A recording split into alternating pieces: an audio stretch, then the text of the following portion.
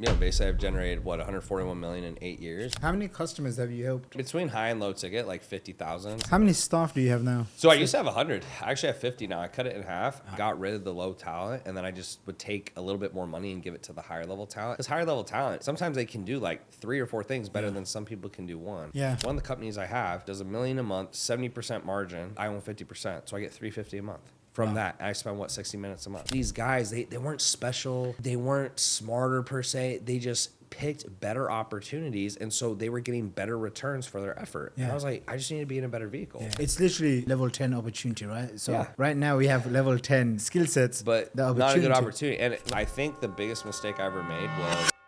No, it's impressive. It's inspiring. Guys, we have Tanner Chidester here today. Someone I've known for what? Nearly good amount. Good amount, right? I knew you were in the space too. Nah, good amount. Good number of years, maybe close to when you first started. When did you first start? Shoot, like 2017-ish, I guess. It was like kind of. Yeah. So for people that we're in Dubai right now, we're both planning to basically move here and live here now. Oh, you're gonna move here too? Okay, sick. Yeah. So we'll be seeing. Poor UK, bro. They losing all their talent. I know, bro. I think I saw numbers. They're losing more millionaires than any other country right now. I saw last year 19,000 millionaires left UK to come to Dubai. So it's been a wild ride. Yeah. So for people that don't know who you are, how would you introduce yourself? What do you do? Why should people listen to this podcast? What are they going to get out of it? Well, I mean, so when I'm introducing myself normally, I'm just a business consultant because I don't want to go on this huge tangent. But basically, I've generated 141 million in 8 years. I started in the fitness space as a trainer. As that started kind of blow up, I started consulting trainers. That blew up, and then I started getting into full-time consulting. So I still do that and stuff, but like now I'm kind of moving to the big three, at which I consider private equity, tech, and hedge funds. But yeah, man, just business consultant in short, right? And I help people build their businesses. Simple as that. Yeah. How many customers have you helped over the years? Between high and low ticket, like 50,000. I think high ticket's like the 10 to 15 range, right? And obviously you get rebuilds and stuff like that. But yeah, we've worked with a lot of people, and I've definitely it's definitely mellowed me out, and I definitely don't get as upset about certain things anymore. Like it's like, oh, your house is on fire. It's like, yeah, it's all good. We'll put water over it, no problem. Yeah. You just get used to that type of stuff. How many staff do you have now? So I used to have 100. I actually have 50 now. I cut it in half. I think the biggest mistake I ever made was I don't know if you can relate, but I started just like not being involved in the hiring process, and then I think staff members like were just kind of settling, and the culture really got eroded. And then I think a big mistake too is I was hiring like full-time positions for stuff that really didn't need full-time. So for example, you might have a setter manager, and then you have a billing person, and then you have an email person, customer support. And I was like, dude, that's not full-time. I just got rid of the low talent, and then I just would take a little bit more money and give it to the higher level talent. And because higher level talent, sometimes they can do like 3 or 4 things better than some people can do one. Yeah. But yeah, about half now. And I think the biggest thing is like I just got rid of the worst players, and then on top of that, I would just like make certain people like do more tasks, and because they were better, it was actually better for the business. And then I'm involved in the hiring process 100% now. I never hire anyone without a final write-off because it just totally F's up your business. No, I love it, dude. I went from 50, 60 people to 15, 20 people. Oh, wow. I'm much more happier. I take way more net every single month. Yeah. Way more, like 75, 85%. Oh, wow. Those are great margins. Yeah. Margins. Even with your ads, yeah? Yeah, even with my ads right now. And my team is like the lowest, the smallest it's been. Not to say that it's going to be like this, because now I'm adding in an AI platform and a few other fancy stuff. So I'm pretty sure I'll get to like 30, 35, but I'm trying to scale to multiple 8 figures, high profit margin, very lean team. Well, and go ahead. Sorry. Yeah, and just have killers. This is what I've learned about hiring. Like one A player can easily replace like 5 to 10. Right. Yeah. And then on top of that, I think something that took me a few years to realize is it's just a lot of stuff is metrics. So if you're making like $1 million a month at 30%, it's the same thing as making 700 at 50%. Yeah. It's like it's like all this, and then what happens is a lot more stress because it's a lot more clients, it's a lot more staff, it's a lot more this. So just hitting big numbers for the sake of hitting big numbers. Yeah. Maybe in the beginning, I think it's big because you want to kind of say you hit it. Yeah. But as you're getting older, it's like, dude, it's just not even worth it. It's Yeah. like, how much do I make and how much stress do I deal with, right? Same here. Same. I learned that quite a while ago. Yeah. So I've been having a good time with less people, more profit margin, and it also gives me clarity to think outside of just this space. But let's do like, because there's going to be lots of people that will watch this, and let's do like stuff for the intermediate, like newbies to intermediate, and then let's do advanced stuff. Yeah. Okay. Because like one of my favorite docs, I have to just tell you that I have it downloaded. I go back to it so many times, and it's my convos with mega-millionaires and billionaires. Bro, that gave me so much clarity because I just I was looking for a pattern. Yeah. Right? I was like, what? So wait, what is this doc, by the way? Yeah, so what Shaq's talking about for those listening is a couple of years ago, I got elite CEOs of $2 million a month, and I was like, okay, I want to get even bigger, but I couldn't get it there. Like every time I tried to spend, it was like the costs were too high, the operations were too high, the ads were out of control. And then I was like, okay, I saw Hormozi leave the space. I was like, okay. And then I saw Sam Ovens leave the space. I was like, okay, that's interesting. And I saw Alex Becker. I'm like, okay, there's something going on. Like this, I can't be this stupid, right? Yeah. And so I remember I started interviewing these people. Like I'd find them either on like intro.co or I'd get introduced to someone and I would just pay them. And like some of these guys, they were cheap. They were like charging like $500, $1,000 a call. I was like, fuck, I'll pay that shit. Yeah. So I get on the call and I would just basically say, hey, like, here's where I'm at. I think I need to be in a new model. Here's why. What do you think? What have you seen be effective? Whatever. And then I was looking for a pattern. And I did 40-something interviews. And the lowest level guy had sold for 40 million. So oh my gosh, like so terrible. And the highest level guy was like 4 billion. So I'm getting a huge scope. And as I'm going through, I started to realize, I was like, it's the model. Like, and that's even when Hormozi's book came out, right? So I remember like $100 million offers. You have to make an offer so good, da-da-da.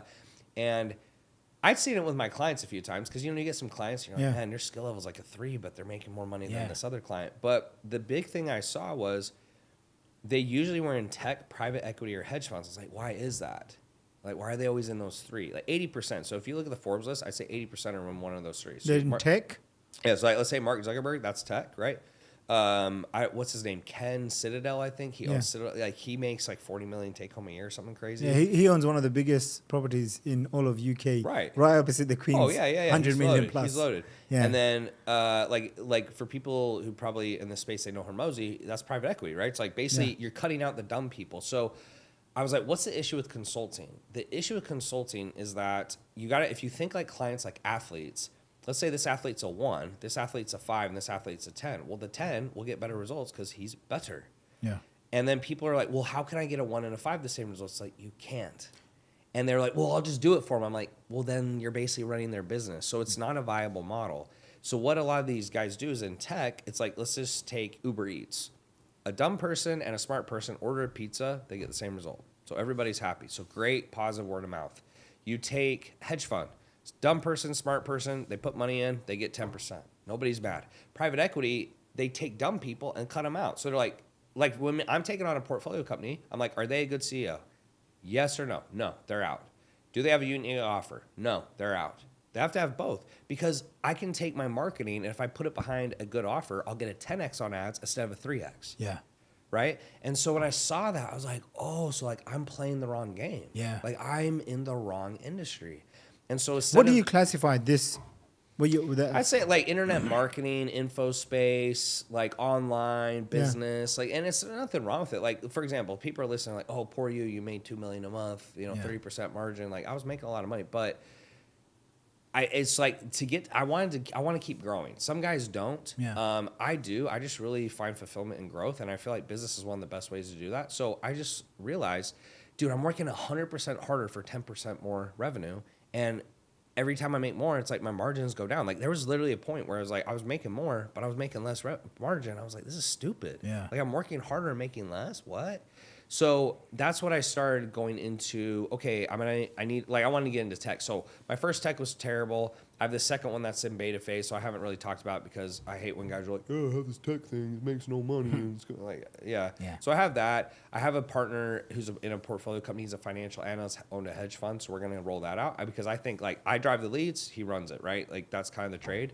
And then the private equity play, I'm definitely getting into. I'm not like at Hermosi level or something, but I have good private equities. And like one of the companies I have, great offer, amazing CEO, does $1 million a month, 70% margin. I own 50%, so I get $350 a month from that. And I spend 60 minutes a month. So I started to realize these guys just have leverage, and they have better companies. And like I'll give you some examples. I talked to a guy named Justin Hartfield. He sold weed maps in like 2 years for like almost $2 billion. Well, think about it. He's like, I built a Yelp for weed. So it's like it's easy. And he's like, all I did basically is once it blew up because of word of mouth. He blew up, and then he basically started selling slots to store owners to like get on there. So he just makes tons of money. Or like Byte, BYTE. It was a competitor to Invisalign, and this is actually one of the ones that was a little more random. But he was like, "Okay, people want braces. I just marketed it better." And a lot of these guys have internet marketing backgrounds because if you think about it, internet marketing teaches you how to operate a business. A lot of these VC CEOs, they have great ideas, but terrible execution, horrible. And then I like look at Shark Tank and I go, you know why those companies don't win? Because they think that their product is going to be viral. They're selling it for $30. I'm like, if it doesn't go viral, you're fucked. Yeah. And so they go on there and they're like, oh, I just need some money from the sharks. I'm like, if it doesn't go viral, it's not going to work because your profit margin is too low. So I started looking at the info space. Like, well, the reason high ticket's so great is you could sell a mediocre product, for $1,500 or whatever, and you'll make money. But then the reason it can't scale past 1 or 2 million is because the quality control is not possible. Like it's not possible to continue to scale and then only bring on good clients or only get results. Yeah. It doesn't work. So if you look at like private equity, you only take the best players and so everybody's happy. Or you look at tech and hedge funds, it's like everyone's going to get similar results. The problem in the info space overall is like you can't do that. And so the negative word of mouth, I think, overall keeps the business from growing at scale. And once ads push to a certain point, that's it. Like, and you know, no matter what offer you have, ads are only so profitable to a certain extent. And so that was kind of my findings from that. And so ever since I learned that was what, 2 years ago, really, I started moving a different direction. And if I had known that sooner, I think I stayed in the space a little too long. We always look back, it's like 2020, but I should have started pivoting right after COVID probably, because COVID I think was a little misleading. Everyone's like, oh, making so much money, I'm so good at business. It's like, yeah, you're good, but you're not as good, right? Because when COVID ended, things started to go back to normal a little bit. So anyways, hope I answer the question, but it was just seeing that these guys, they weren't special, they weren't smarter per se, they just picked better opportunities, and so they were getting better returns for their effort. And I was like, I just need to be in a better vehicle. And Warren Buffett talks about that too. It's literally like level skill set and then level 10 opportunity, right? So it's like right now we have level 10 skill sets, but not a good opportunity. And like to give you an example, I had 2 clients, like not as skilled, but one like helps people get green cards, like EBT1, I think it is in the States. Dude, people will sell their children for a green card.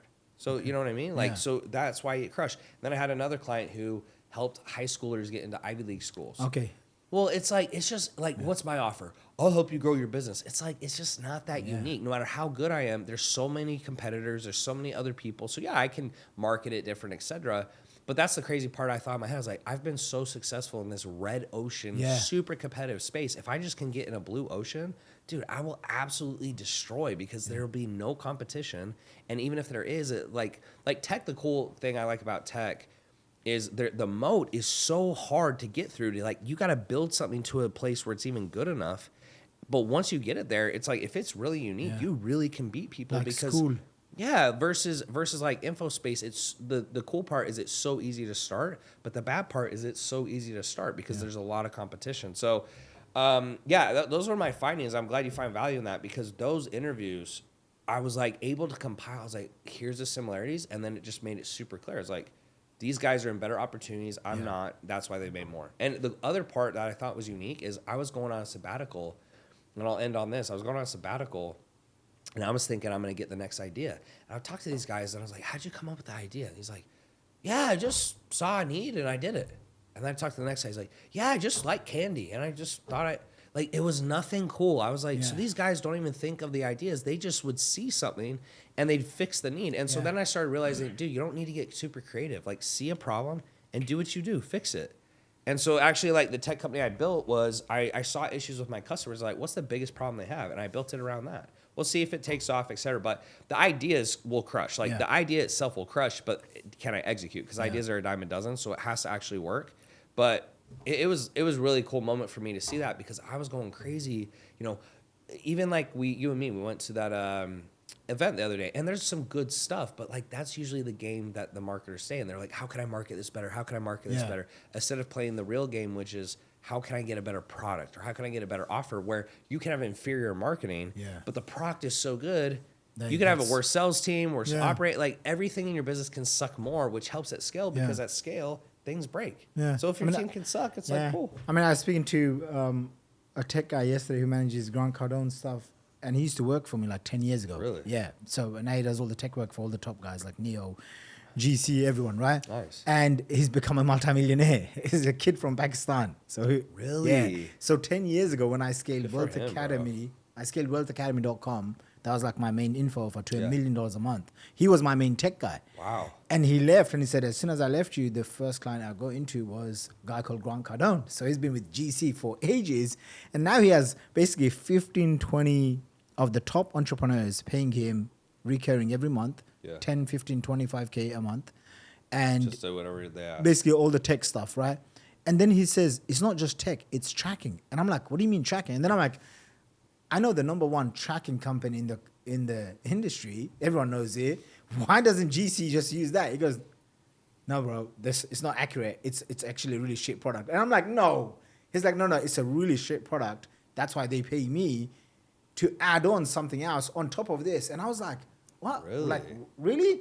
But it shows what great marketing can do. Obviously, you have to have a great product. But if you have great product and a great market, you can position yourself just like, this is the only option, where like everyone thinks this is the only option. So people will pay $10,000 a month for a tracking software. Well, right. Yeah. Well, and I mean, that's half the game is, if you think about it, it's like, if there's no one else in the space, you don't have to be that good. If there's only one doctor, that's the doctor you're going to go to. So half the battle is, how can you be unique? And some people, they want to be too unique. I think they get way too far out the box. But like my advice, if I went to a new entrepreneur, is like, look, start with something high ticket, make some cash, and then once you learn some skills and have cash, then you can go for your big swing if you want. But I think half the people I talk to, I'm selling this $15 thing, I'm like, bro, you're not gonna go viral. So, and then it's like, how do you sell it? You're not gonna go viral, and your product's shit, and then you can't spend money on ads, so you're fucked. I'm like, and like, it's so clear to me in my head, but these people, they go on Shark Tank and they're like, if this product, like, this is gonna change the world. It's like, your product's probably not gonna be a home run. Yeah. So why do you think, like, just talking to someone who's like new, why do you think that they don't see, like, you took an idea? I remember like when you were with those other guys, you were in, I think, their coaching program, whatever, and then you just went like, I remember you from those days. And so, but why is it that you do that and then someone else is struggling to sell a $2,000 product?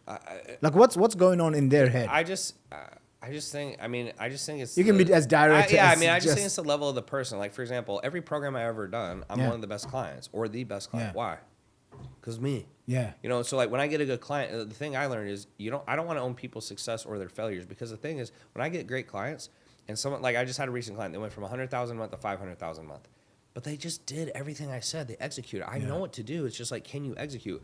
A lot of people, you'll tell them what to do, they can't do it. Yeah. And then they're like, well, can you do it for me? It's like, no, I can't. You got to pay me more money. It's not worth it. So, I mean, if you look at my background before I took off, like I wasn't making any money, but D Fry, like you probably know him, David Fry. Yeah. He taught me all about the operational and tech I stacks. used to read it was called marketingbestpractices.com. Yeah. He had this website. Yeah. And he would write long articles. Back then we didn't have YouTube, kids. Yeah. Okay. I had to read this.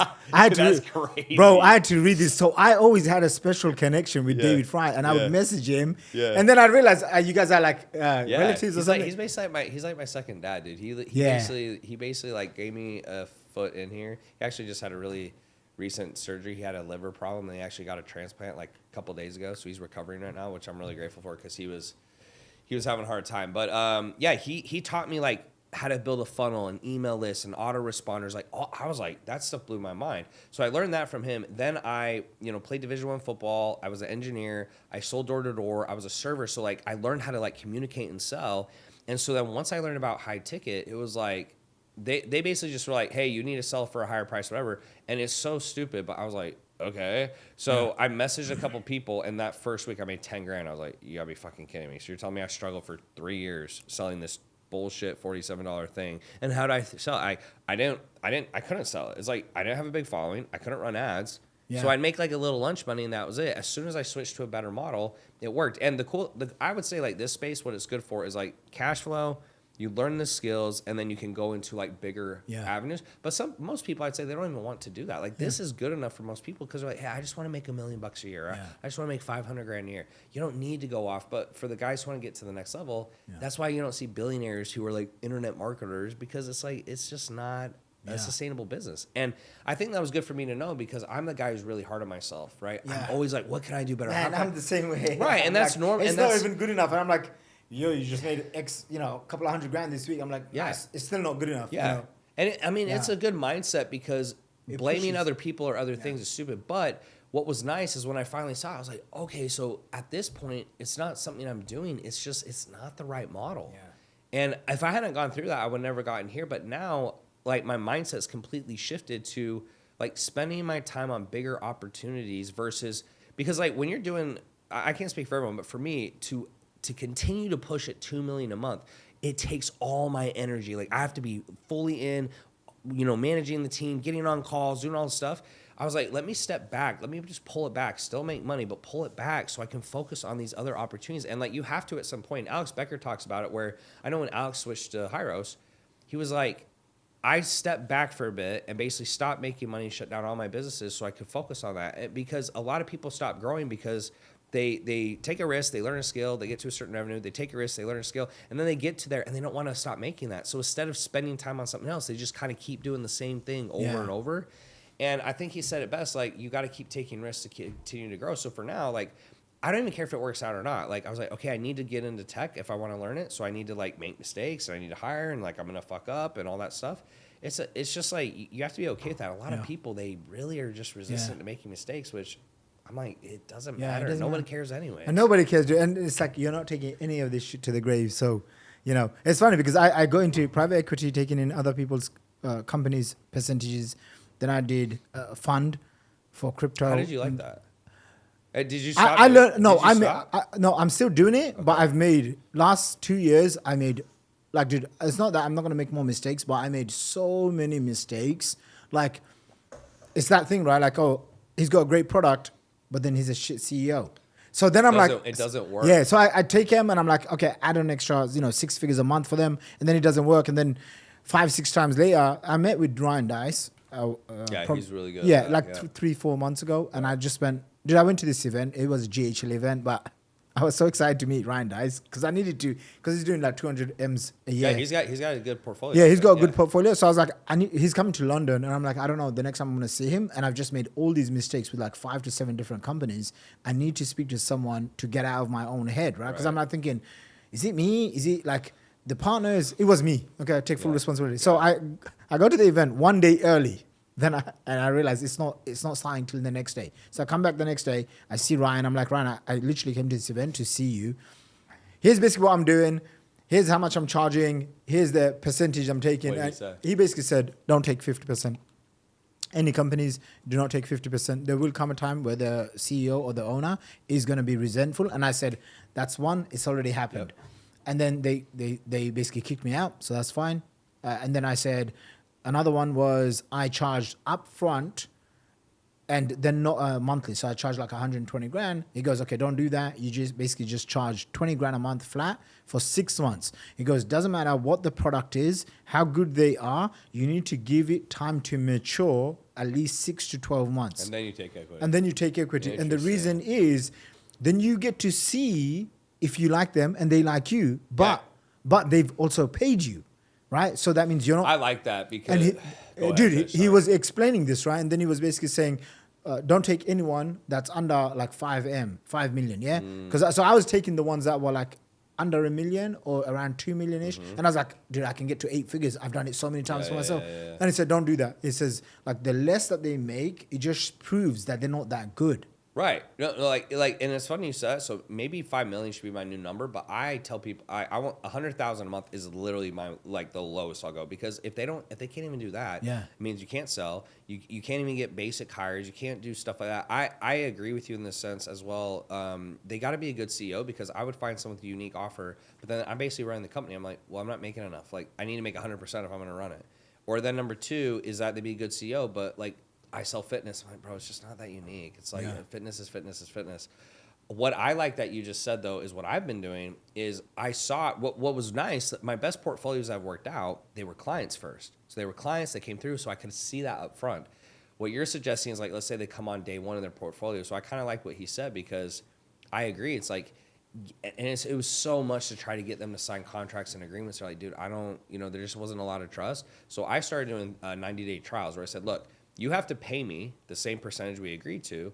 It's kind of similar to what he's saying, but like after 90 days, if you want out, whatever, you don't have to do anything, like, because there's no agreement. It's kind of what Ryan said, dude. He said, hey, he's not charging a percentage, but he basically said, hey, try it out first and then see if you like it. Because what you'll see at that point too is if you give them direction, they can't follow it. It's like, they can't follow it. It won't work. And this is what Eddie and me were talking about this. The person that's never made 100 grand in a month, for them, it's such a huge number. What happens is, because I asked him, bro, like I went through all these mistakes. Like I had like 7 partnerships, all of them. I just ditched all of them. I had like, I started off like 5, like in 30 days. I'm like, I'm gonna have a huge portfolio. It's like, now I have literally 2. It's like, and I want more, but it's like, if they're not the perfect fit, it's like a girlfriend. Dude, it's like, just so there was out. like one that was taking like 90% of my energy. Yeah. And I was like, what the heck? And so this is what I realized as well. Stupid. Because they've never made, I asked Eddie this, right? And he goes, look, an average person that's never made 100 grand in a month, let them make 100 grand. After 2 to 3 months, they don't want to show up for videos. They're making 100 grand a month. They've tasted that. So he goes, most people, you won't believe this, but they will not do the weekly webinars. They'll stop posting stories. They'll stop because they've experienced, oh my gosh, like 100 grand a month. But guys like you and me, because we've been doing it for so long. And they're doing it for the wrong reason. Like, if they're only doing it for money, I was at the beginning too. I think most of us were. But you get to a point where you're like, you've made so much, you're like, okay, if I'm only doing this for money, then what else am I going to do? And then you go down this like hedonistic lifestyle. I was like, that's not it. So then I go back to doing this, but it's more for the growth. Like I genuinely just love the growth so much. Money is the byproduct. I really believe that. Like, people are like, oh, you only care about money. I'm like, bro, like, I really don't. Like, I like it because I think you need it to have a good life and help your family. But it's just like, what am I gonna do? Yeah. Like, I'm like, I was 30 years old. And I'm basically retired. And I'm like, what am I gonna do for the rest of my life? Like, literally sit on a beach and drink. Yeah, and that doesn't work out. I tried retiring 2 times. It's terrible, bro. Every time I try to retire, I end up being fat, angry, and then I'm in the gym. I'm like, man, why did I do that? And so now I'm just. It's because you're thinking about yourself all the time. Because like, if you don't have anything to do, then all you're thinking about is what can I do to please myself today? And you think that would make you happy, but it doesn't. Yeah, it doesn't. It just doesn't. Yeah. So it's miserable. Yeah, yeah. I'm not planning to retire. I don't think ever again. Yeah, it's just like, and this is the only thing I happen to enjoy the most, and I'm pretty good at it. Yeah. Business and growing. So well, I mean, let me ask you this: is there even anything else out there that helps grow you more than business? Because the thing is, I'm open to it. Yeah. But I don't think there's anything else out there. Spirituality. But okay, so let me push back on that. Yeah. When people talk to me about God, and you come to like, let's say your conclusion, it's like, okay, so how do you view that as it's still growing? Because like, I'm like, once you come to your conclusion. Isn't that it? So like, for example, as a Muslim, I have to pray 5 times a day. Yeah. And just yesterday, one of my friends, close friends, I'm sure you're going to do a pod with him very soon here in Dubai. He goes to me, how's your concentration in prayers? And I said, it could be improved. And he said, yeah, because you're thinking about business and investments. Yeah. And I was just like, going through the motions. and it's like, could you get better? Just like in business, you can get better, like micro things, right? Like, 100,000 people can start a business. Why is it that people like you and me, which is 0.1% of people, which is tiny, by the way, they get to 8 figures? Like, why? Because it's not that we're better or smarter. Maybe you are. It's just we know smaller details that really matter, and we can just execute faster. So same thing. like praying to God, like every prayer could be better than the previous one. Yeah, I mean, but I don't know, like, I guess I agree with you. But I guess I also just view that as like, it's kind of like going to the gym. So for example, I wouldn't consider me going to the gym as growing anymore. It's like, dude, eat less, move more, work out. But I don't view it as like, wow, I'm really growing. I just view it as like, it's just part of my routine. So when I hear what you're saying, it's like, if you're praying more or you're praying like more diligently, sure. Yeah. But I also don't view it as like, wow, that's such a big obstacle. Like in business, for example, I feel like remember values, Dr. John Demartini, right? Yeah. So some people's is business, some people's is wealth, some people, you're used to be lots of girls, right? It's like, for me, it's like spirituality. Okay, I can say I've learned how to read the Quran, but do I understand every single sentence? Because my youngest brother has memorized the Quran, word for word, letter by letter, his pronunciation, word for word, letter by letter, tone and accent by accent. So how you pronounce every single perfection by heart. Wow. Okay. And by the way, there's about 10 million Muslims that have memorized the Quran.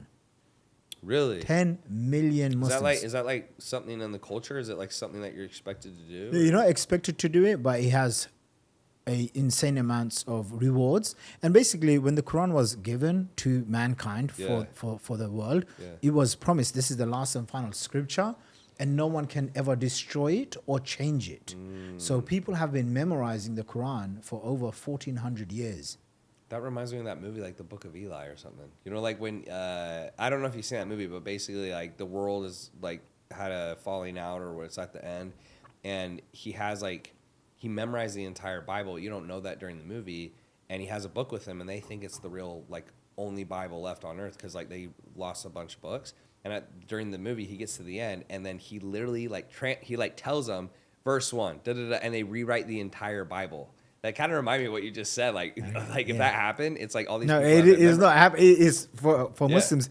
2 billion Muslims in the world. Okay, there's 8 billion people in the world. 2 billion Muslims. Yeah, I thought there might be more. Is there more? It's the fastest growing religion in the world. It's a lot. Yeah, you'll meet people here, and then you'll meet them like 3 months, 6 months later, and they'll tell you that they've converted to Islam. Yeah. And like our friend Dan Henry. Yeah, you'll meet lots of people like that. I said this to my parents. They're Christian, right?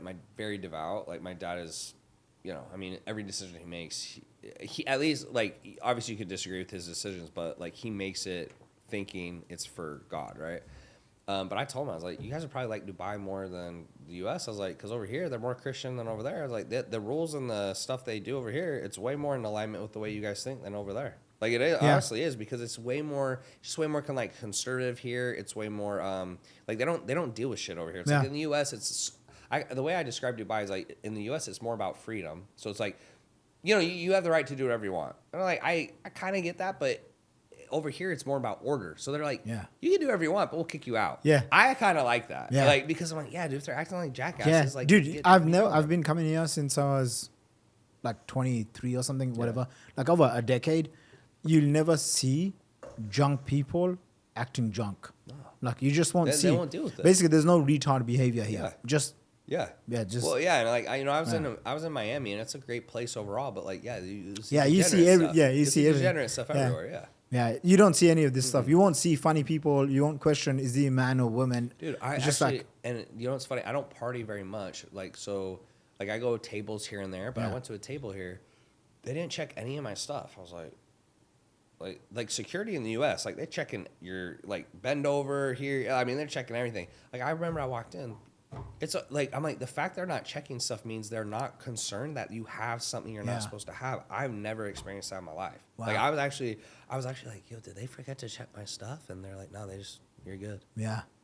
Yeah. It's also like an unwritten rule when you come here, be on your best behavior. So imagine now you have millions of people in one place. Be on your best behavior. Don't do bad stuff. Yeah. Okay? Well, and you're going to have the greatest time. Yeah. And then imagine everyone else is thinking like that. And then imagine everyone else is also like they're here, they want to make money, they want to grow. It's like, for me, I've never seen anywhere else where people are more growth focused. Maybe in like Silicon Valley or something, but I'm not from there, and I don't go there. So I would agree with you. So like being here, one of the reasons I liked Miami, so just so people know what I like, it's like I like modern, I like clean, I like tons of stuff to do, I like good weather, I like business mindset. So Miami, for the most part, especially the areas I was there. Now there's some areas that are a little bit like, you know, there's homeless people, whatever. But for the most part, it's like fire. But a little bit more degenerate, I'd say. Here, the business mindset seems a lot stronger. There's less flexing, so to speak. Like, there's money here, but it doesn't feel like people are doing it because they're trying to flex. It feels like they're doing it because they want to grow. And then it's modern, clean, safe. There's lots of stuff to do. The diversity here is way higher. I don't remember where I was going with that, but I like it quite a bit more. I'd say like Dubai is jumping to number 1 right now. Miami's number 2. I've been to 45 countries / cities, whatever. Not cities, but countries. But yeah, I've had a really good experience so far. I mean, the only thing I can complain about is like when I went to one place, I had I think 9 guys hit on my girl in like a 3-hour window. That was a little annoying. But that was weird. But outside of that, that was a little weird. That was weird. I've never had that happen before. But outside of that, like I've had a very positive experience here. So yeah, nice, dope. So there was one more thing with the Ryan Deiss. Yeah. When he was talking about the companies. And I don't feel bad because when you've made these mistakes, because he said to me, he said, don't feel bad because he said, he just spent 2 hours talking to Hormozi about the mistakes he was making. Yeah. And he goes, he was doing the same. That's why he doesn't work with people, I think, under 3 or 5 mil. Yeah. Yeah, he doesn't work with newbies anymore because apparently that's what he did when he was growing acquisition. And so it's important as well, when you listen to advice, you don't take it. Because me and Dan watched that clip and then we both looked at each other. Last time when I was in Dubai, I was like, bro, screw info. Let's just go full on. What was the clip? It was this clip basically where when he first launched ACQ, he was taking on all these guys. There was like these info guys, I won't mention the names, but they were making like 50 to 100K. He had a lot of them. Yeah. He had a lot of them. Yeah. And so me and Dan was like, bro, like that's what we need to be doing. And so we basically said, let's do a 12-month run. Yeah. It didn't work out for both of us. Yeah. That's why like we're back to selling our own stuff because it's like, it is that thing, dude. Like, not everyone has that capacity. Otherwise, they would be doing it, right? They would be doing it. And then you thinking, but I'm such a good marketer, I can help them. I don't think that the simplest way to qualify someone's skill level is like, it doesn't mean they can't get there, but it's just like, what's your revenue at? And by them saying this number, it's like, okay, you know they have a skill level like to get to that level, there's a skill level. So for me, I might need to raise it in the future, but like I won't even have a conversation if you're under 100 because it's not even worth my time. It's like your skill level is so low, 100 a month, like so that's 1.2 a year. That's the lowest I'll go. Yeah. And even some of those, you're like, it's on the fence because I think 3 to 5 mil is a better barometer. But yeah, I mean, well, Ryan Deiss does 5 mil to 50 mil, and this is another thing that he said. Yeah, he said the companies at 30 million, 50 million a year. Sometimes they can get there by like luck or a great product or whatever. Yeah. And they're happy to pay you 200 to 500K for marketing. And if you didn't even work out, it's okay. But for a $50 million company, 200K is almost nothing. Yeah. But when you're going, like, because what I was doing, I was going for someone, say, $1 million plus or under $1 million. Yeah. And I was like, no, you got to pay me my rate. It's 120 grand. But that's a huge chunk. It's like, that's 10%. That's 10%. Yeah. So then, even if they grow, even if they're making so much money, right? Like there was one in the parenting niche, one in the in the admissions, like university space, the one that you have. So they grew, but then it's like they don't want. At that stage, they're like, I don't want to give you 50%. Yeah, I don't know if you do this, but what I basically say to people up front is I almost try to scare them off. So I'm like, look, just so you know, at some point, you're going to be paying me a shit ton of money, and I'm not going to be doing hardly anything. My team's going to do it. So it's like, if you're not okay with that, don't sign up. I was like, if you're not okay with the contract, don't sign up, because if I build it and in 2 years you want to get out, no. Like, I'm not like, because that's the easy thing in court. It's like, I own this, he's not paying me. Like, those are easy judgments. But I'm like, if it's in the beginning, no problem, because I don't want to have a marriage for 10 years where it's like 2 months in there, you're having a problem. But I'm like, if we get 3 years in, you have tripled your business, and then you say you don't want to pay me, like, no, boo, F you. Like, I'm not doing that. So I just find, like, it's almost like before you date someone, here's all the worst things about me. Are you okay with that? Yeah. Because then they're not thrown off, and you're not telling people, oh, this is going to be the best thing since sliced bread. We're going to be buddies and homies. I'm like, dude, I just think the best thing you do is, like, give it to people straight, so they can make a better decision. And if they don't want to do it, it's not a good fit. Yeah. And I've actually avoided some bullets that way, because they're like, oh, so, okay, yeah, that is a little bit different than I thought. I'm like, yeah, dude, I mean, I need leverage. I'm like, so if I come in and I have to do everything for you, I don't have any leverage. I just might as well take 100% and start down company myself. So you would obviously bring your team in. Mm-hmm. Let's talk about teams, yeah? Yeah. Let's talk about teams. I like talking about execution, cash, strategy, and teams. Sure. Teams. David Fry said to me, Shaqir, I have the best COO. But I said, really? I need him right now. He said, I just gave him to Tanner. You're about to see his business blow up. Oh, yeah. Guy's name was Ben. Yeah, dude, he was good, bro. Dude, I literally saw you blow up. Yeah, he was good. Yeah. You're talking teams in general or in terms of the portfolios? Let's do teams in general. Okay. Hiring, firing, mistakes that you've made. Yeah, because I'm sure there's a lot of mistakes. I mean, in short, I think the worst piece of advice I ever got was, so I think first in the beginning, I just got lucky. Like, my 2 first hires were my brothers, and my brothers both work for Hermosi now, which is great. Okay. And it's cool because, like, it kind of makes us closer. My family's integrated and stuff like that. But, like, they were amazing workers. And then I think my first initial hires, I had Ben, I had Kim, and anyway, some people you don't know, but, like, they were really good workers. I think I lucked out. And I was also really hardcore, so I think that kind of pushed people away that weren't good fits. Over time, you start realizing, okay, if I'm like too aggressive and too crazy, like people don't want to work here. But then, if you're not pushing back, you kind of get the wrong fits. I think one of the worst piece of advice I got was, oh, Tanner, your expectations are unreasonable. Like, people are not like you. Like, you're the 1%. And I agree, but I took it too literal. I was like, yeah, like I gotta be more tolerant. So before you know it, I have these people coming in the business and like they don't value the same things I value. So, for example, I don't need someone to, like, I go to the gym a lot, like, way too much. But I don't need someone who comes in and is like, I go to the gym every day and da-da-da. I don't care. I'm just like, do you value doing a good job? Do you value, like, working hard? Do you care, like, about, like, treating people correctly? Like, do you take pride in your work? Like, just simple shit. Yeah. Like, people are like, why do you work so hard? I'm like, dude, because, like, I want to be the best I can be. I don't know, like, that's just who I am. Yeah. But you get people who come in, they're like, yeah, how much time off do I get? Or, yeah, like, at 5 o'clock, at 5:01, I'm off. Like, it's not bad per se. It's just not good for your business. Yeah. And so I hired way too many of those people, and then I had to cut the fat. And then I realized, okay, I was too soft. So it's like, I think it's a balance where you basically set standards. And you're like, hey, these are the standards to be here. If you can't hit them, no problem, but you just can't be here.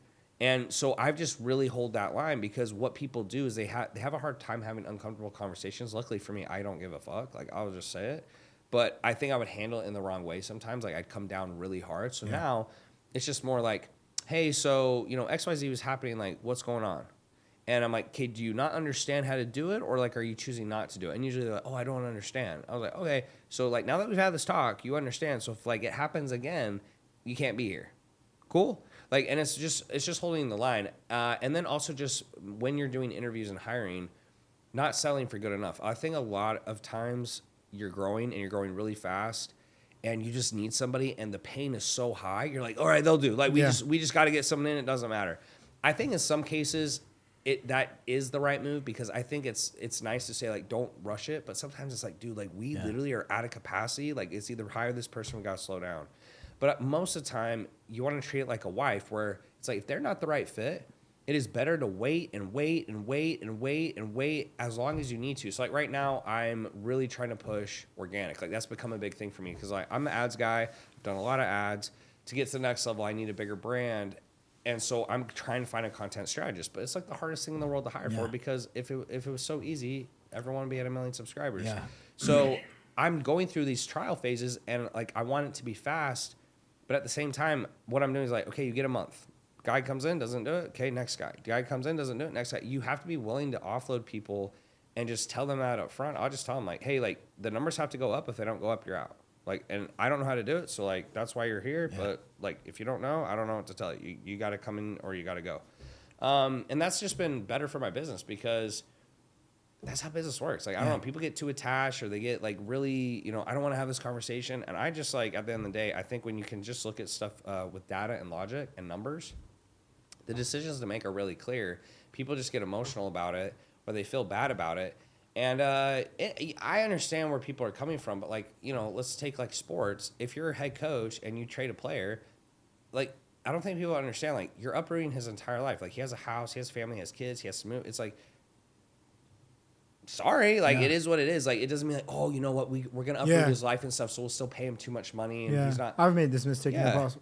Holding on for way too long. Yeah.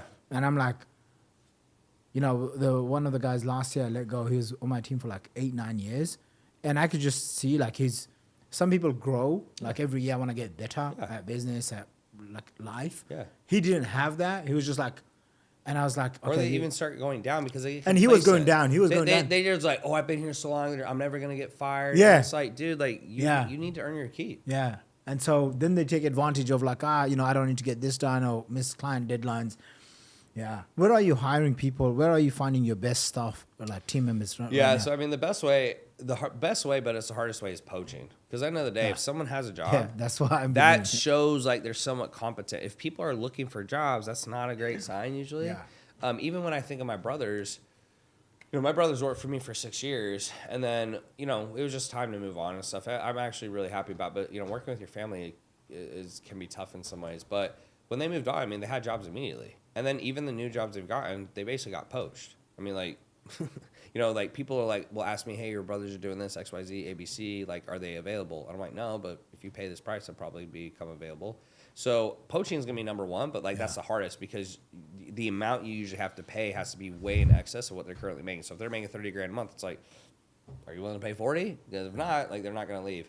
That's number one. Number two, I would say is LinkedIn. Indeed is an absolute shit show. It's a cesspool of shit. I don't know what it is about Indeed, but it feels like people on their last dollar and they're just trying to get some money.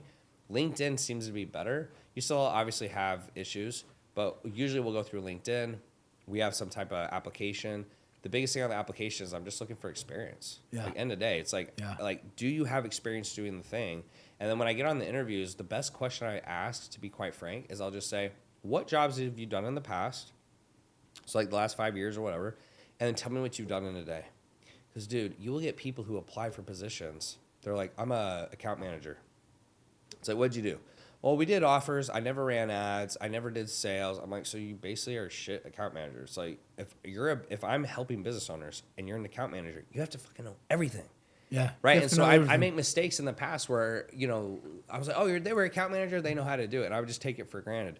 When I ask that question, I can tell immediately, do they have the skill set for the job or not? And then usually I'll give them a test. So like sales reps, people freak out about hiring sales reps. I'm like, dude, it's easy. Give them 3 calls that you've closed. Give them your script. When they say they're ready, give them a call. Take a call you cancel. Let them take it. Record it. You'll know.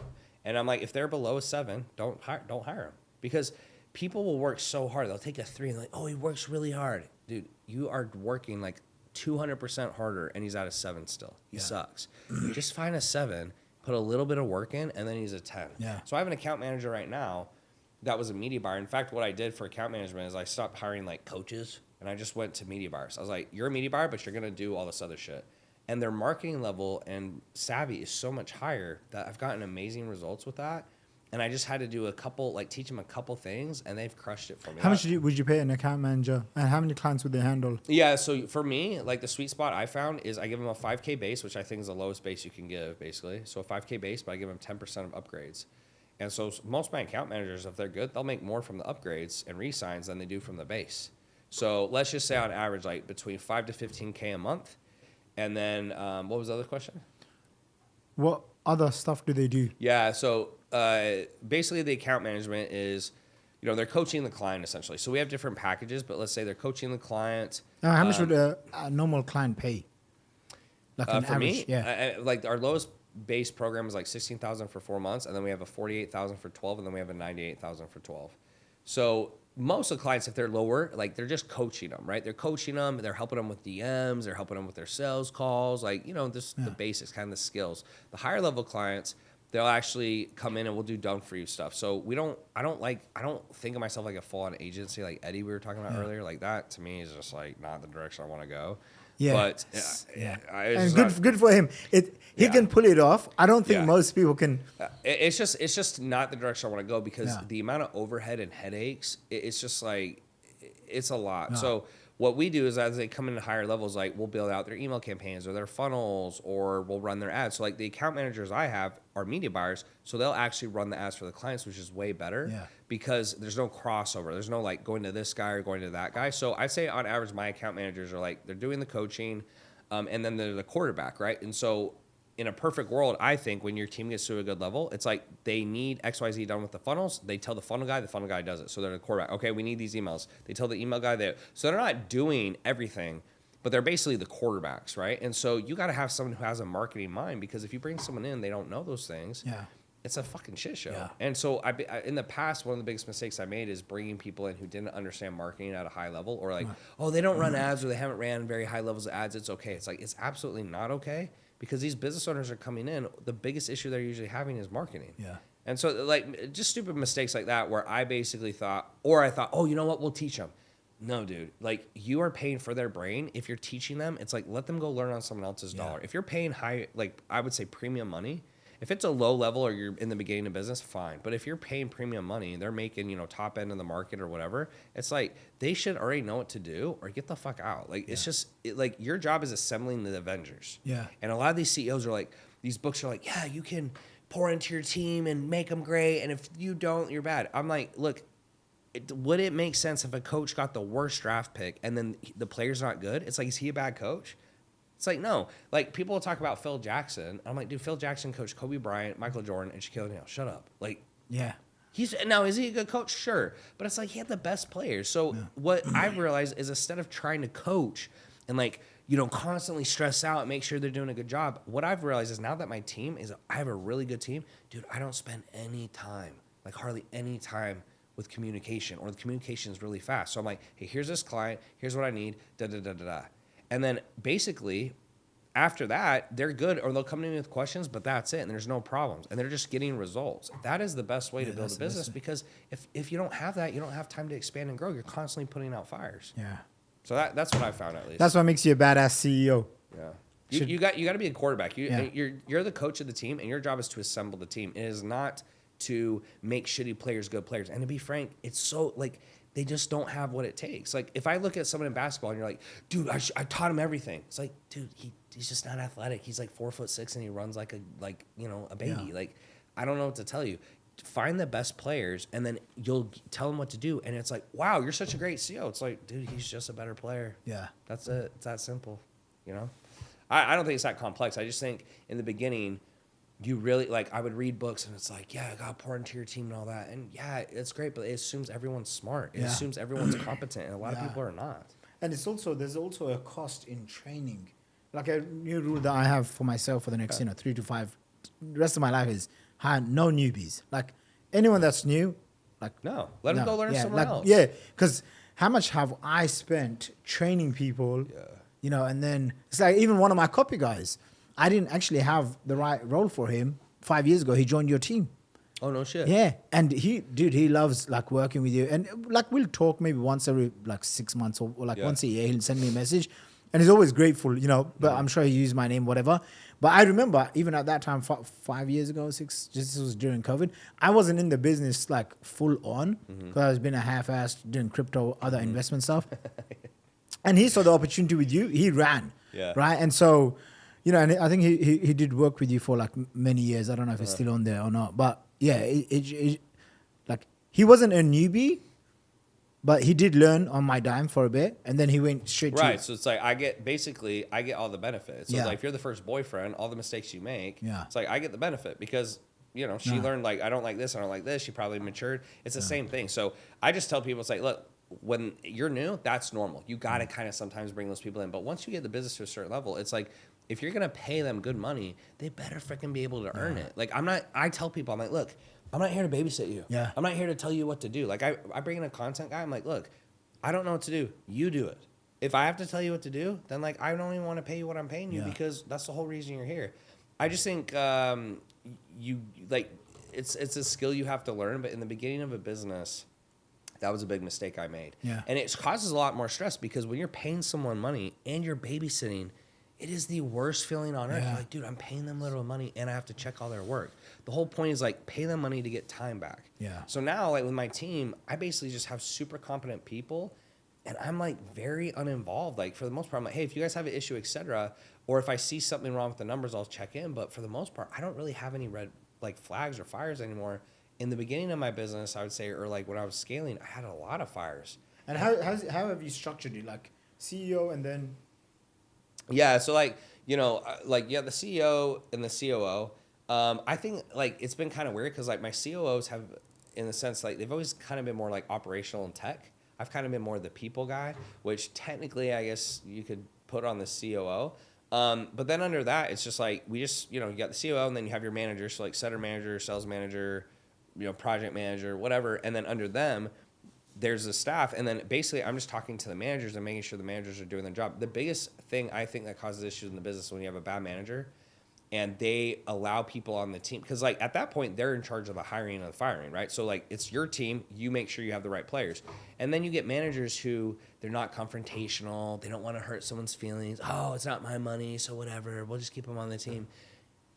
No. Like you need good managers who are going to like make those big decisions and get rid of people, because that's actually what will hurt your business. Is when you start having a lot of managers and you have a lot of staff, you're not talking to all the staff. You don't have time. Yeah. So you're really counting on the managers to make the right personnel decisions. So if they're not good people, like people persons, I guess is the right way to say it, they shouldn't be a manager. Yeah. If they have a hard time with confrontation, they cannot be a manager. In fact, the best girls on my team, I mean, I won't say any names, but like, I feel like the best girls on my team, they run the relationships. Like if you see their boyfriends or their husbands, I'm like, they're wearing the pants. And it makes sense because I need decisive individuals. Yeah. When I get these girls who are maybe super emotional, they don't do so well because they struggle to make decisions or they get their feelings hurt. Yeah. So that's kind of how I structure it. But when I would start having issues in business, the biggest mistake was it was the wrong manager, because you're talking to the manager and the manager's like, oh yeah, here's the issue, here's that. And they're telling you completely wrong stuff. And then you look in further and you're like, dude, this person shouldn't be here anymore. Like this should be happening.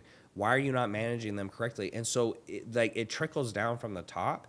So the better your top level talent is, the better the rest of the company is going to be. If you make a mistake up here, it's very costly, because you usually won't see what the problem is because they're miscommunicating to you, right? Like they're telling you it's one thing, but it's another. I remember so many times I would check in, they're like, oh, these leads suck. And I go in there, I'm like, bro, I just booked like 5 of them. These leads are fine. Yeah. Stuff like that, right? So. Nice. Biggest mistake you made in hiring? Too many. Yeah, I just think getting uninvolved. Like there came a point in my business where it was so easy. I think like, I was growing really fast.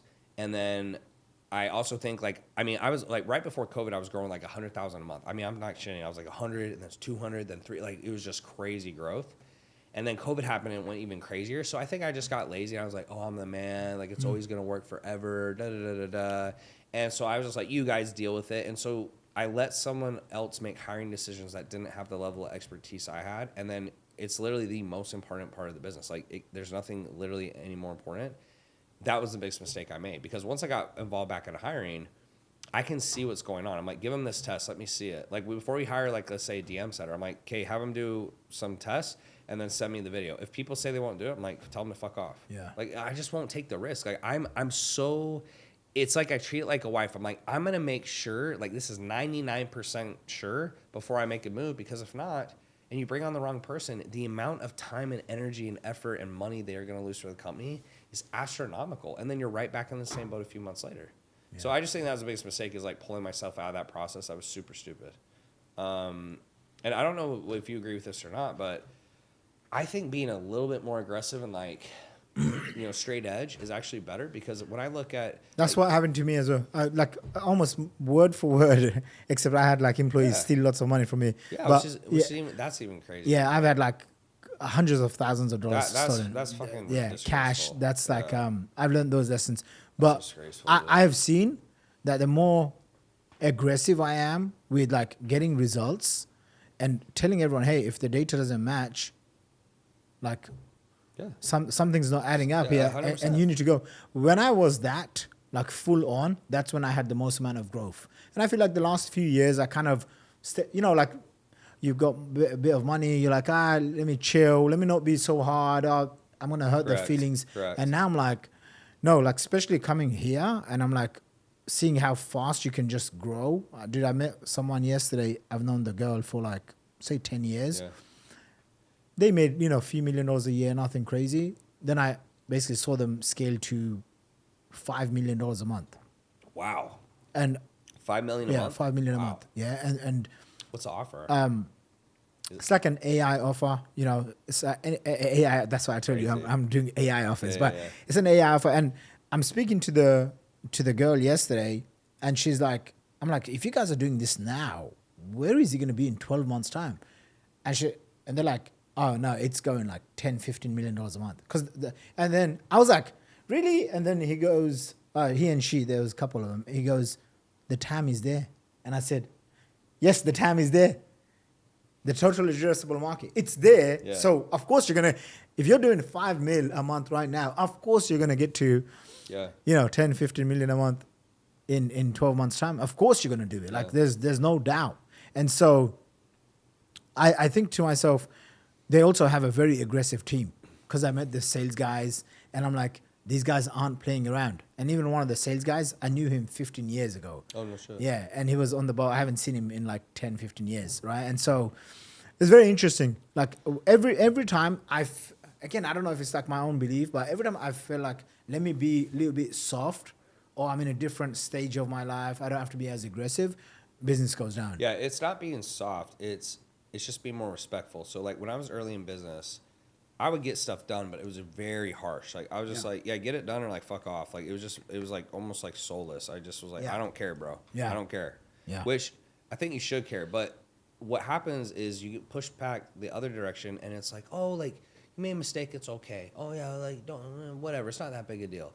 I think the key is like you hold the line, and then it's just how you deliver it. You're like, look, this is the standard. You have to hit it. There is no negotiation. It's like, this is the standard. If you do not hit the standard, you cannot be here. So, like, I want you here, but, like, you didn't hit it today. If it happens again, you got to go, okay? And just kind of saying it that way, because if you look at some of the best CEOs of all time, Elon, Jeff Bezos, who else could we throw in there? At least those two. Like, I think... Jensen. Yeah, I think, like, on average, like, the sentiment's kind of, like, they're kind of dicks. Yeah. So Steve Jobs, dude. Right. Like, Kevin O'Leary said he, like, worked with Steve Jobs. Like, I should send you that clip.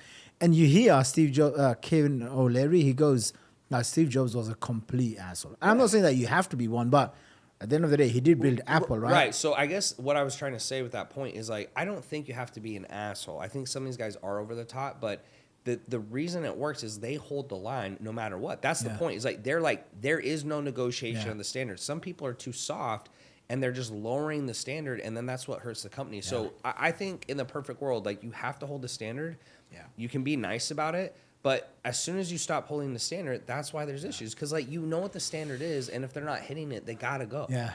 And then also it trickles down to your team, because if they see you not holding the standards with other people, They just allow it. And like with my team, I'm just like, look, it's just not acceptable. I tell them, like, I don't care if you've been here 10 years, 5 years, 2 months. It's like, if you start dropping your standard and you start giving me problems, you're gone. I don't give a crap. I'm like, this is not like, oh, you've been here for 5 years so you can make mistakes crap. I'm like, no, like you don't make mistakes. You know what you're supposed to do. Get it done. Yeah. I don't know. Yeah. I just think it's got to be something like that. Yeah. No, that, maybe we don't have to be assholes anymore. But I have seen...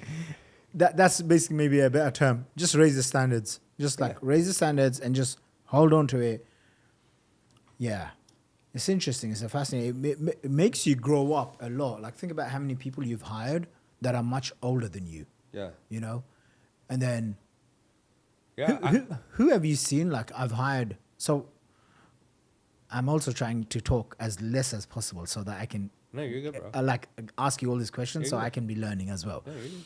But I remember like at 23, 24 years old, I was making like 300 grand a month and I was like stuck there. And then this one kid comes along, he's like 18, 19 years old, Jamie. And the next month he gets me to launch like 3 new offers. And one of them I'm still selling till today, which is like 10 years old. And the next month we did 600 grand a month. And then the next year I did 6 million, then 8 million. And it was because this one new hire that I got in, he was like a CMO / offer guy, whatever. So the reason why I'm saying this is because like one A player doubled my entire business. Yeah. In your business, can you give me a couple of examples of who they were, what did they do, and how you're like, oh my gosh, I can't believe like. Yeah, so, and some were actually surprising. So I think the first one was my COO Ben, like that you spoke about. He came in and I think I was doing like 300 or 400 a month, and like I was running my entire business like on Google Sheets. He was just like, "Where's this?" I'm like, "Bro, it's like." I'm like sending him random links. He's like, bro, like, do you have like any project management? I was like, no. And he just kind of like helped systematize the business. He gave it some structure. I didn't have to tell him what to do. He came from like a marketing background, media buyer background. I think he had like a 7 a multi-seven-figure MLM company. Like he just had a lot of traits, and he was older as well, so he's like more even-keeled. So I think it was kind of the yin and yang. He really helped out that way. The other one that comes to mind, my brothers were great. My brothers didn't have as much experience in certain positions, right? Because that was their first whack at business, but they worked so hard. They just worked. They would even today they're still workhorses. They just outwork everybody, and so. They always wanted to learn and grow. So even if they didn't know something, they would always put in the effort to go and learn it. And that was pretty invaluable. I think the only time I had an issue was I put them in like super high level leadership positions where it was like VP of the entire company or CEO of the company. Cause like they just don't have experience. Right. So there's just some things like that you can't teach per se. It's like kind of going through it. So like if you had a CEO who came in, who's never done it, that's a lot harder than someone who's actually done it. But they were really good. My account manager now is really good. This guy came in. He actually surprised me. He came in. He was just a media buyer. I was paying him hardly anything. And then one of my account managers left, and I was kind of like stressed about it. I was like, oh, no. And then, I brought him in. I didn't know if he could do it or not, but he's just super intelligent and works super hard. And he's really just knocked it out of the park where he just really he understands marketing. He's really... he's almost like a therapist, like attitude. Like he just really can handle clients' moods. Like clients will go up and down. He's really good at handling it. And he's really just improved and he wants to grow. So like he's like, hey, I want to get better at sales so I can do more upsells and stuff like that. I think last month he made 13 and his base is 5. So he's making more from commission than he is from the other stuff. And he came in and making 5. Like he was making $5,000 a month. So he's what was that 60% increase, 70% increase in his salary. So it's really just, again, when it goes back to A players, it's just people who come in, you give them a little bit of direction, and they can basically just run with it and crush. And that's been the best players because, like, why are they the best players? Because they get great results and you don't have to do much. Yeah. I think like, looking at back now or trying to hire people, it's really just comes down to, like, obviously any experience they have, and then what are they like? So this guy he's a young guy. He is married, but he has no kids. And all he wants to do is work and grow and grind. So in a perfect world, I mean, even like I was at ACQ, I've seen Alex before I came out here. Like, dude, their whole team is like a bunch of young 20-year-old dudes, and it's like all they want to do is work and grind and hustle, and it's like it's perfect for their culture because that's what they want, right? So like in a perfect world, I actually will tell people the best hires usually it's like. Guy in his mid-20s, early 30s who's like single and he's worked, he has experience and he just wants to grind because if you're in a perfect world, all you want them to do is work. Yeah. I have a couple now. I have a couple now and they'll tell me that they're workaholics and I just love that because I'm like, I'd rather you be that than me. Yeah. And they're like, I just can't take the weekends off, I'll have like messages at 2 a.m., saying like, what's there to do? Because I'm ready to work. I found them to be really good. Oh, you were obviously with Alex during the ACQ launch. What was your biggest takeaways? And how long have you been friends with him for? Yeah, it's the way we kept, because people ask me this, they're like, how'd y'all become friends? I'm like, honestly, he reached out to me and he wanted to meet. And I was like, no, fuck this guy. He wants me to sell his shit, which is funny now. And then 2 years later, we got put in a group thread. And he saw I was in there, and he reached out via text. I was like, because he reached out via social. I was like, I can just pretend I didn't see it. But he reached out via text. I was like, if I ignore it now, it'll be kind of weird. He's gonna see me in person. Like, I'll just take the call. We took the call, and it was fine. It was great. And he just wanted to connect, and like he's just a very curious guy and wants to learn. And then a couple years later, his stuff took off, and we've been good friends for a few years. And dude, I mean, number one is like he's just a beast. Like. There's very few people I see where I'm like, they work harder than me because I work really, really hard or I'm really impressed with them. He's just a different breed, bro. I mean, he really is. Like, he just outworks everyone. And he's just super intelligent as well. He puts in a ton of effort. Like, I know for that launch, like, the amount of revisions he does for his books and the webinar slides, like, those slides he did, like, every single slide is meticulated and thought through and careful. And I mean, I don't know, dude. He's just impressive. Like, it's just like even the stuff he comes up with or he thinks about, the way he questions things, even just like philosophically, like how he thinks, I find really fascinating. I really value intellect. I know that because when I'm around people who I find smart, it really stimulates me. It makes me really excited about life. When I'm around people where I don't feel like they're very smart. It really kind of depresses me. I'm like, oh, this is like not. It's like a drag. Yeah, it's like a drag. And so he's probably one of the smartest people I know. Layla is as well. And so I just get a lot of benefit from that, because even when we're not talking like necessarily about business, right? And I try to stay away from that as much as I can, just because like we are friends and I don't want him to ever think, you know, like Tanner's just talking to me to like get free consultation shit, right?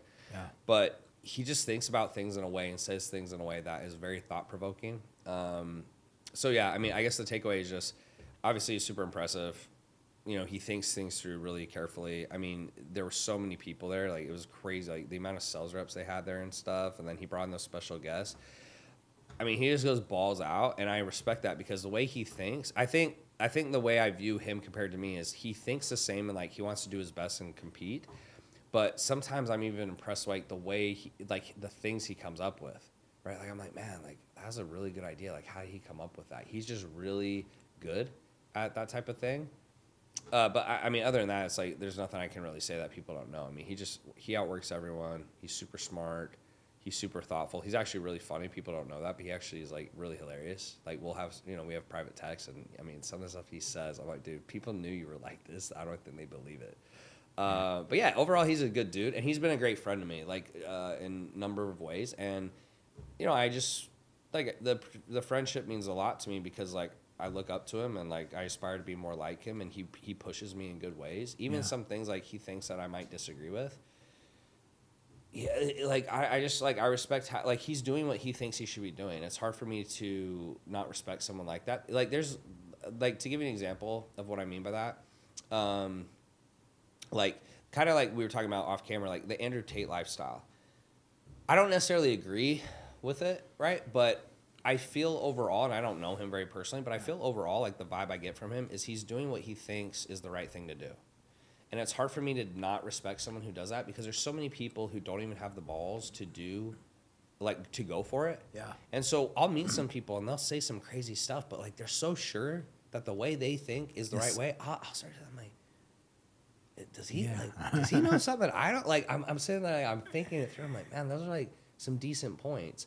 And so I think I respect that about Alex a lot, because like what he says is what he means. He's very direct. He's very straightforward. And I think he's living his life the best way he knows how. And I'm excited for him when he starts having kids, because then, you know, people won't have anything else to say. They're like, all you care about is money. I'm like, but he has kids now, bro. I was like, what are you going to say? Anyways, but he's a good dude. And I mean, I'm really happy for him and Layla, and I like seeing them grow and excel. And I mean, I don't know. I have really nothing negative to say about him. He's been a good friend to me. Yeah. On a side note, not business, but just human talk. Yeah. Human talk. You had a call with Dr. Demartini, John, who I've known for over a decade now. Everyone seemed to know him besides me. I was shocked. Like, how can you be in personal development and not know Dr. John Demartini? He's perfect for my personality. He even came on the call, and he's like, he was talking to me in numbers. He's like, we were talking about values. He's like, how much? Let's put numbers to it. He's like, integrity. Like, how much is it worth? And like he's like, you're a business guy. Let's talk business. Because he was like, I guess he understands, like, everyone thinks different. So once he realized, like, I was very logical and like business minded, he's like, all right, we'll just talk business, bro. We'll just make this business. And like, it was super easy for me to understand, because he's like, yeah. So what was your takeaway from Demartini? Yeah. So to give people context, I think the context will help. So I was telling Shaq off camera, you know, I've been in a 7-year relationship on and off. Really love this girl. I mean, obviously, like, I wouldn't be with her if I didn't. Really loved her, but like, I never felt like I could move forward with it, and it really bothered me. Like it makes me sad to think about it in a sense, because there were some dark days where I would just cry, and I called my dad. I was like, Dad, like, because I'm not a sheep, so I'm not just like, if you told me to do something and I don't agree with it, I'm not doing it. Like, I don't care if like 8 billion people on Earth and, you know, 7.9 billion, I'm just not doing it. And so I would tell my dad, I was like, Dad, like, I really want to be with this girl. I love her, but like, I just don't feel like I can only be with one girl forever, and I'm not going to cheat and lie. So I'm like stuck. I'm like, what do I do?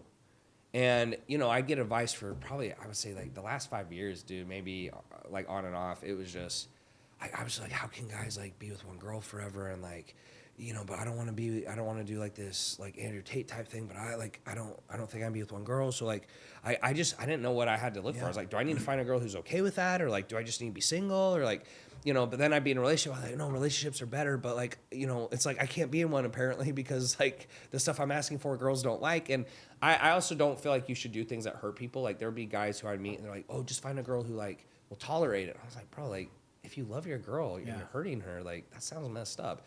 So long story short, I get a call with this guy, and he basically just was like, dude, look, this is so simple. He's like, when values align, you'll want to commit. When the values are unequal, you're going to look around. So he just was like, what do you value? And I like, go down the list, and he says, okay, does she do those things? And I was like, most of them. He's like, what does she not do? Da, da, da. He's like, okay. So he's like, right now it's unequal. So either you have to value what she values more, right? You have to, so she becomes quote unquote more valuable, or you got to find someone else. And then I was like, yeah, but like earlier when we dated, she kind of did those things. He's like, yeah, so you valued her enough to be with her, but you don't value her enough to marry her. He's like, what else do you need to know? I was like, well, like, monogamy and polyamory. He's like, that's a bunch of bullshit, bro. He's like, those are descriptions humans made. He said, when the values are aligned, you'll want to commit naturally. He's like, you'll want to commit. And when they're not, you're going to want to look around. And he's like, that's why that stuff exists. And then I was like, well, what about cheating? And what about, divorce? And he's like, same thing. He's like, the values are equal. And then over time, for whatever reason, they perceive them as unequal. So they leave. And I was like, is it really? He just made it super simple. Yeah. And I'm a very logical guy. So I need those frameworks. Because without those frameworks, where I feel like it's kind of open-ended, I struggle a little bit more. Like, like religion or politics, it's always like, it's kind of something you can't like quote unquote prove. So people get very crazy about it. So after I went through that, I was like, dude, this is simple. And I guess that answers your question. Like that was the framework he gave me. And then, we were talking off camera, like I went home, I had tons of clarity. I came to Dubai recently. I met a girl here. It's looking like it's going to get extremely serious. Like, this, but for the listeners, they don't know. Like, she's going to intro me to her family, which is basically like, like you're basically going to get married for that is how they view it.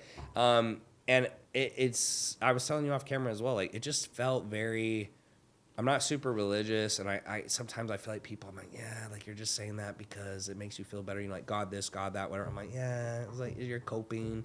But I really felt like it, I don't know, dude, like it just felt like God kind of had his hand on my shoulder a little bit. And he's like, I don't know, it felt like he kind of got me ready for this moment. Or he saw, I think he saw how hard, it felt like he saw how hard I was trying. Because I was getting like, I don't know when you're trying so hard, like you just get desperate. Like I almost felt like when I was starting my business, I'm like, dude, I'm trying so hard and I can't figure this thing out. And then he finally introed me to like, I felt like I finally met the doctor, and he was like, yeah, bro, like, he's like, I see all the work you're putting in, like, here you go. And then like, he literally introduced me to the girl, like, I think I'm going to marry. And it felt like, he's like, you did all this work, like, you're ready, like, here you go. It really felt like that, because to be in such a low place and then to go to such a high place like that, it just felt like a lot more than coincidence, especially like coming to a foreign country and you meet, like, it's just like, I don't know. Dude. It doesn't happen, right? Well, welcome to Dubai. Yeah. Yeah, like I definitely didn't think I was moving here. I thought like I was just gonna be here for a month and rent it, but dude, I'd see in 2 years time with kids and yeah, I think like 2-3 years max. And like I was telling you today, like we're going to fertility, like just stuff like just stuff that sounds crazy, but it doesn't feel like that. It just feels like everything's kind of like coming together. Yeah. So yeah, and I don't know. Like it's the first time in my life where I really felt like something more supernatural was there. Because there's other things that have happened. Lean into it. I always tell people, if you feel that way, just raise your hand and just say, God, guide me. Yeah. Just, dude, it's like 5 seconds. God, guide me to the truth. It makes me think, I don't know, when stuff like this happens, it makes me think, like, what's the master plan? Maybe I'm like, did he put me through all those things so I could like be appreciative of this moment? Or did those things just happen and then he just saw I was struggling and kind of pulled me out? Or am I just like making both of them up? Or it's made me think a lot more deeply, because it feels, I don't want to say supernatural, because like, I don't think like what happened was quote unquote supernatural. It's not like I was flying through the air, but it felt very like more than coincidence. Yeah. And even the way she is, like she hit all the boxes, even the boxes that even the stuff I was okay with not having. So like, well, I'm not gonna say what it is because it's kind of personal, but let's just say on camera, it's like, I want her to make sandwiches, but if she doesn't make sandwiches, it's fine. Like it's not that simple. But she was like, yeah, I'll make sandwiches, and I was like, really? Like stuff like that. But yeah, and for big shout out to Dr. John Demartini, and he charges like nothing. I mean, I've paid so much money, and he was like $3,000. I'm like, bro, done. Like for me, that's nothing, right? I mean, there's people I've been paying $100,000, $200,000.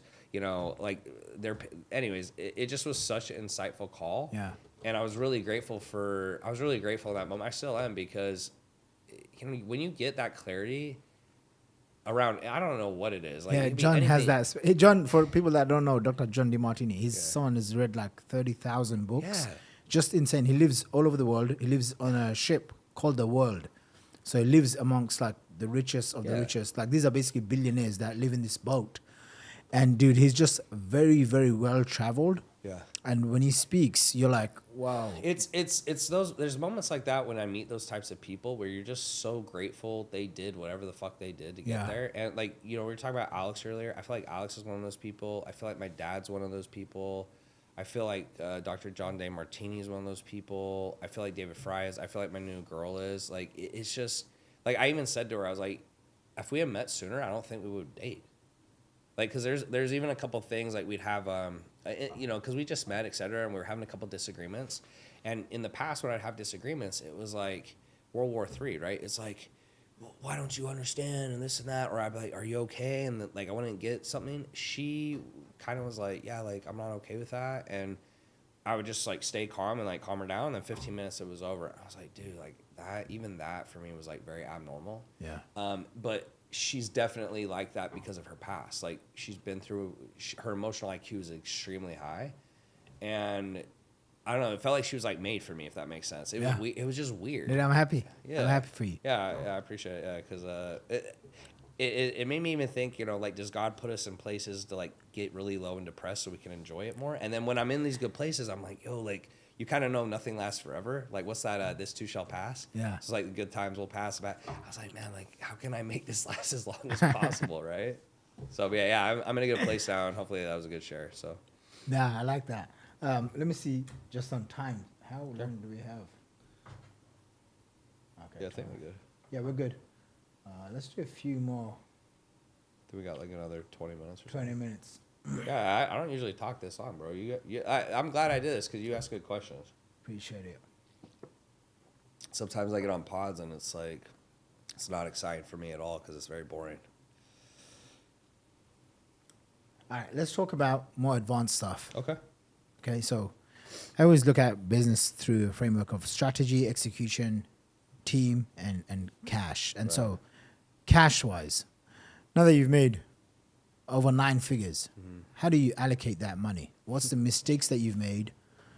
Yeah, I've made all the mistakes in the world. So on your pod, I'll share what those mistakes are, but I want to know from your side. What are those? I've been lucky. I haven't made too many mistakes. I think the biggest mistakes, though, it's always ties back to shiny object syndrome. Like, even if you're making a lot, you're just like allocating your time to the wrong thing. So, you know, I was like, I did a buy and flip thing. Or I was like, I put a bunch of money to learn how to buy and flip XYZ businesses. And I'm like, dude, like, how it was portrayed was like, it's not going to be that much time, blah, blah, blah.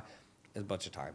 Or, I mean, I really mitigated most of my mistakes, but most of the time it was like shiny object syndrome where I was like, oh, this doesn't take a lot of time. It's a get rich quick type thing. And, you know, nothing like that is usually worked out. I grew up very frugally. My dad was a teacher, so it's actually helped me because I'm very smart with my money. I would say I invest like 90% of what I make. Oh, nice. And the reason behind that is just, you know, my perfect life is like, hey, you're making $1 to $2 million a month completely passive, because then there's nothing you can't do. I mean, even my richest friends. I mean, if you're spending more than that, it's just bigger boat, bigger car, bigger house. I mean, there's literally nothing you can't do. So I've invested in a lot of it. So like, in terms of my investing strategy, just for context, I'm from the U.S. So what I do is I put it in whole life policies. And it's kind of like using it as a bank. So for people who don't like understand how banks make money, if you give the bank $100,000 and they give you, 2% interest, they just go invest it in 6% or whatever, and they make 4%. Like, super smart. So in a whole life policy, what I do is I maximize the cash value, and I'm not using it for the actual policy, but it's like it grows usually, let's say, at 5% a year. So if I put in $100,000, it makes 5% a year. And then instead of paying cash for a car or a house or whatever, like most people do, or getting a line of credit at like, crazy rates, I'll go take the money out of my policy. It will still grow at 5% because it's a loan, and then I'll pay for the other thing. So that's been a great way I've invested, because you're basically making money twice, right? And as long as you pay the money back over time, you're good to go. So I'd say, like, other investments, my philosophy, everyone has their own, is be as aggressive as possible while not being dumb. So I don't really invest in crypto or other things like that where it's kind of like iffy. But for example, I'm really good at business, so I invest in a lot of private equity deals. Like, I look at the deal, I'm like, okay, like, this makes sense, I'm gonna do it. Or I'll do like commercial real estate, usually kind of like apartment complexes and bigger stuff, because the Airbnb stuff, like, that was a biggest waste of time in my life. Like, Airbnb, it's like for people, if you want to make an extra couple $100 a month, great, but it's just not for people who make a lot of money. I mean, it doesn't change your life at all. So I'll put money there, and then I do some pre-IPO deals where you basically have to know someone. But for example, I got into Scale.ai, and nice. If Scale.ai, they just sold to Facebook for, I think it was $30 billion. If they go IPO, the shares you have always double or triple, right? And so you can sell it for a very quick profit. So I look at those as not super risky. Like, I guess something could happen, but like, if a company doesn't go pre-IPO, they just take the funds and move it to a different deal. So I'm like, that's not risky. Commercial real estate, yeah, real estate something could happen, but usually I don't think it's gonna. What's the deal size of these? Like, if you did a pre-IPO? Of the pre-IPO, I mean, they're big, right? I mean, it depends like what they bring to the table. But I would say, like, they're usually looking for, like, maybe, I don't know, anywhere between like 1 to 10 million, and so, like, you can allocate as many funds as you'd like. So they're kind of like private deals where, like, they know somebody, and so that's how you're able to get in. It's not something you're going to find on the internet or anything like that. But I'm excited about those because I just recently started doing those. I think those are the best thing because, to me, I'm like, it's super safe where you put the money in, and if it doesn't go IPO, they just move the money to a different company. But obviously, like, they think they're going to go IPO, which is why they have you buy those shares. Commercial real estate usually doesn't go down. So if you bought, a building for $1 million, the chance it goes below that is pretty low. It could happen, but it's very low. And then the private investments that I make in, like, private equity type deals, I just understand business, so I can look at the metrics, I can see that, and I feel pretty confident. So they're a little bit more risk than, let's say, an index fund or something. But 3%, I mean, bro, it just does not excite me. Yeah. I'm like, I got to get at least 10%. So that's kind of what I've done with the funds. Other than that, like, I don't feel like I made any, like, huge mistakes, luckily. Like, I've avoided a lot. But most of the other stuff where I've lost money, it's like putting, self-education or self-help. And it's like, I don't ever regret those. Because even if you, like, pay for something and it doesn't work out, it's like a bad relationship. You learn from it. And people just freak out about that. I'm like, you're never going to find success making all the right decisions. It doesn't happen. No, I like that. And then let's do a rapid fire one. Okay. Especially because this conversation was really good, by the way. Good. It went fast. It went fast. I felt like it was nearly 2 hours. Yeah. It's just starting from scratch. Okay. You do know most of the people that watch content are usually in that 99%. They're still looking to start a business. All watching, no action. All consumption, no doing. Yeah. Yes. So let's help them. Okay. 0 to 10K a month. That's the magical number everyone wants. Yeah. Come on, give it, Tanner. In short, I just say sell something. Like, I'm a big proponent of high ticket because it's like, if you have no money, no skill, no funds, all you have is a phone. It's like you have to have a business model that will get you out of your current financial situation. So the fastest way is to sell something higher price because you need to make less sales. So anyone I go to, I would say, look, to this day, I'd say, look, sell something for $1,500 or more. Health, wealth, or relationships, right? Like, it has to tie back to that. Some people are like, I'll make you happier. I'm like, bro, like, that makes literally no sense. They have to feel that what you're selling, you can sell anything, but they have to feel that it's going to help one of those 3 areas. Does this make me healthier? Does this make me richer? Does this make me, fall in love or get a wife or whatever, right? So, like, for example, when I went to Dr. Demartini, I paid him for a consultation, but I did it for my relationship, right? Like, people don't, like, get that. So once you get that, just start messaging people, right? Like, the whole point of online business is you don't have to go out and knock doors. You can sit on your ass and move your fingers and just reach out to people. And it's a numbers game. So when people are like, it doesn't work. Dude, if you go up to 100 girls, do you think some will say yes? Yes. Now, will more say yes if you're more skilled or you're more handsome? Sure. but it's just a numbers game. So for me, the numbers were usually, hey, I reached out to 100 people, 15% reply. It's getting lower as like time goes on. It used to be 30%, I'd say 15. Maybe you'll book 2 calls and then you close 1. And if you can't, if you can't close 1 of the 2, then okay, maybe you need to send 300 messages. But it's just a numbers game. And then once you get that cash, you just move it into boosted posts. And boosted posts are really cheap. So a boosted post, like just so people know the metrics, and this is a big thing. I think people make mistakes. They don't know what the numbers should be. So they're doing stuff and they don't know if they're doing good or bad because they don't even know what the metrics should be. So that's where you just need to know what the metrics are. So if I did a boosted post, let's say I spent $1,000, you want 10 to 20 cent profile views, which just means they click on the post and see your profile. That's it. They don't follow you. They don't comment, just that. $1 to $2 per follow. So let's say you spent $1,000, 500 follows. You're going to get more replies usually because it's warmer leads. So let's say 30% reply, so 150, 10% book a call, so 15. You close 30%, that's like what, 4 or 5 deals? Like, that's it. Yeah. And then you just rinse and repeat that cycle. Bigger business deals or low ticket businesses or the shit you see on Shark Tank, that is not for beginners. Yeah. It's just like the fastest way to basically waste your life. Like I've seen people start these low ticket businesses with no funds and no skill. And I'm like, 5 years later, I'm like, dude, you have literally nothing to your name and your life is actually worse. And then they're so desperate because they've already invested 5 years. The business models are just like, when you look at a business, like, does the model make financial sense? And that, to me, in the beginning of an entrepreneur's career, there's nothing that actually makes sense besides high ticket. I actually don't think it makes any sense at all because unless it's super viral, like Squatty Potty or Facebook, or like, you have no fucking shot. Yeah. So no, 100%. That's what I teach, dude. Like, number one thing, every single person that's not making 10 grand a month, they need to get into high ticket marketing. That's why, I got into high ticket marketing. My life changed. I still do high ticket 15 years later, right? There's a reason why. Like, fast cash flow, higher profit margins. I can reinvest in different assets, different companies. Once someone is making $10,000 a month, how do we get from 10K to 50K a month? Yeah. It's really, at that point, it's really just a couple hires. And who would those hires be? Yeah, so if you're going to 10 to 50K a month, usually I'd say your first hire, the max amount of work is usually around 20, right? So it's like 20K, it's like you're doing fulfillment, you're doing sales, you're doing messaging, you're just like, you're overwhelmed. So usually what I do is I hire the thing that takes the most time, but it's the least important. I always say it's fulfillment. Because I say, look, if you can't make sales, you're going to go out of business. If you have terrible fulfillment, you'll survive. Like, it's not good, but you'll survive. And it takes the most time. So first hire, coach, and then usually the second hire is a setter. So really, you could go from 10 to 50K a month. You have one setter, maybe 2 if you want, but you could do the other shift. So one setter takes a 6-hour shift, you take a 6-hour shift, and then you have someone who does all the fulfillment, so you're completely out of that. And then you just spend all your time DMing or doing sales calls. That gets you to 50K a month, and then it's just more ad spend, right? Because, I don't think you have to run ads, but it's simple. It's like the only way to grow a business is more sales. How do you get more sales? You get more leads. How do you get more leads? You go viral or you pay for it. Yeah. And people are just like, oh, I don't want to run ads. I'm like, okay, well, you're not going to grow past a certain point anyways. Even if you're getting 1 million impressions a month or whatever it is, you're only going to grow the business to that. Yeah. So I never really understand why people are super against it. But I'll give you an example, just a quick one.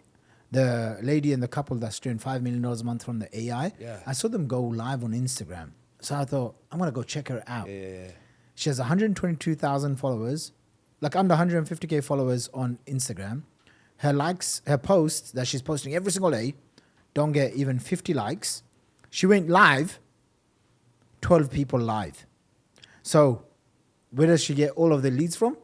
All paid traffic. Yeah. Like all paid traffic. And so why are some people so scared of spending money on paid traffic? I don't know. Why are people scared to go to the gym? I don't know, bro. Like, I can't relate. Yeah. I like, to be frank, I wish I could answer for you, but it's all fear-based. Yeah, it's like, well, what if this doesn't work? I'm like, then you can go back to the life you literally hate. Like, that's part that always blows my mind. I'm like, you literally hate your life because you want to change. No, I don't hate it. It's like, yes, you do. Yeah. Because if you didn't hate it, you wouldn't want to change. So you literally hate your life, but you don't want to do anything to try to change it. Oh, they won't do the 100 DMs a day. Not that I'm saying, like, but people will say that they have no money for rent. And then I'm like, dude, like, just get on Instagram, find someone with your ideal customers, go to their profile. Yeah. Bro, just message 100 people, close one deal, and you've paid your rent money. You're good. And it's just a little bit mind blowing to me. But I think actually to answer your question, because from 22 to 25 I made $2,000, and then from 25 to now I've done 141 million. The biggest difference was I got sick of being poor. Like, it's just you have to get to a point where you're so sick of it that you actually are willing to do anything. So the mindset that shifted was from 22 to 25 was like, oh, like I can't pay for a coach. I don't have money. Like, I don't know. I'll just figure it out. And then 25 was like, yo, fuck this. I'd rather be homeless than poor. And like a few months later, I was like making money. Yeah. Because it's just, I think people, they're not really discontent enough with their life. They might be discontent, but it's not bad enough that they want to change. Once you get to a point where it is so painful that you want to change and you'll do anything, that's when your life will start to change.